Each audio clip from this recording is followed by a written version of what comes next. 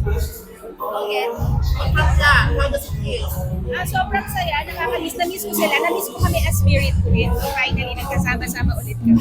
Okay. How does it feel? Ano ba yun? Hindi, syempre kami, madalas naman kami nakikita sa ASA pero iba pa rin po talaga yung feeling na magkakasama kami apat para sa Prod ng Beauty Queens. At ngayon na nangyari ulit. At after ilang taon, sa pandemic, natapos ang pandemic, ngayon lang ulit namin nagkaroon ng Prod na magkakasama din. Iba talaga yung feeling. Parang hindi ko ma-explain, parang iba talaga yung power ng Beauty Queens pag magkakasama kami.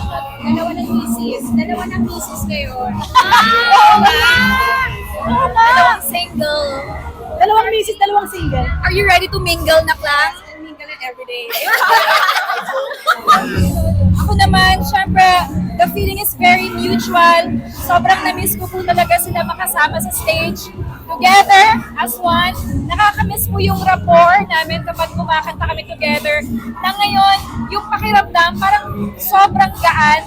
Yung parang alam na namin at kilala na po namin bawat tone or bawat galaw ng isa.